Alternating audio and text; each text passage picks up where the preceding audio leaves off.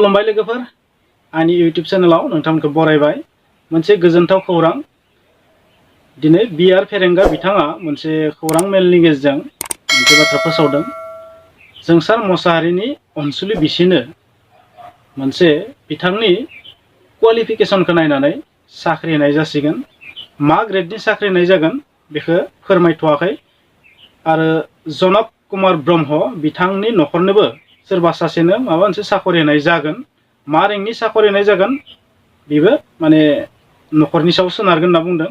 स' सोर मोनगोन बेखौबो दिनै मिथिथ'नाय नङा स' बिथांमोननि क्वालिफिकेशनखौ नायनानै साख्रिखौ होनाय जागोन बिथां बुंनाय बादिब्ला आसाम सरकारजों सावरायनानै डेट मिन्स हिमन्त बिश्व शर्मा सारजों सावरायनानै आरो बिटिआरनि सरकाराबो आरो गाहाय मावफुं सोद्रोमा बिथां प्रमद बर' बिथांजों सावरायनानै बेखौ थि खालामनाय जाबाय स' बे थारैनो गुड निउज आरो बिटिआर सरकारखौ जों धन्यबाद होनांगोन आरो मोनसे बाथ्राया रोखा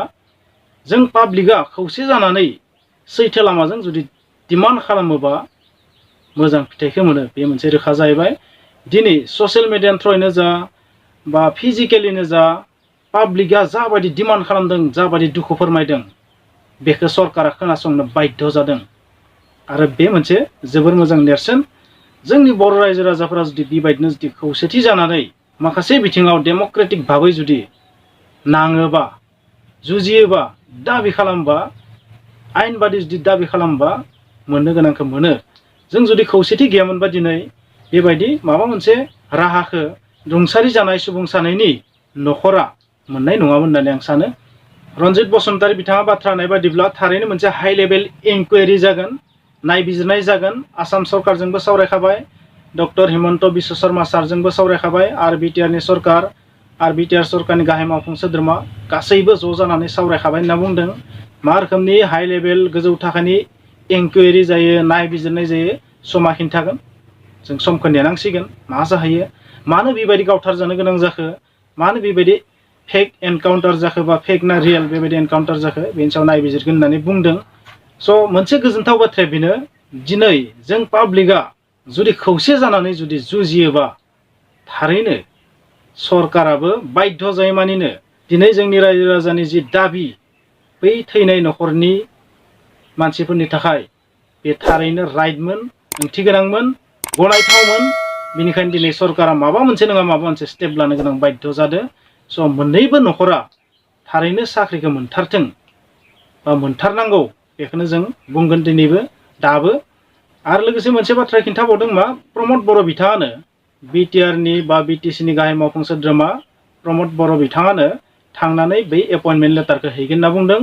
मा रेंकनि जागोन मा ग्रेडनि साखरि जागोन बेखौ खिन्थु मिथिनाय जाथ'वाखै स' क्वालिफिकेशननि सायाव सोनारनानै जागोन होनना बुंदों साखरिया स' थारैनो गाबोन मिथिगोन जोङो बा जेब्ला प्रमद बर' बिथाङा एपइन्टमेन्ट लेटारखौ हैगोन नखरनियावबो अब्ला जों मिथिगोन मा रेंकनि साखरि होनाय जायो मा ग्रेडनि साखरि होनाय जायो ए ना बि ना सि ना डि जों दा मिथिथ'वाखै बे खौरांखौ आं नोंथांमोननो खिन्थानायनि मोनसे जाहोना जाहैबाय मा जे जों रायजो राजाया जुदि खौसेथि जानानै जुदि दाबि खालामबा नाङोबा सरकारा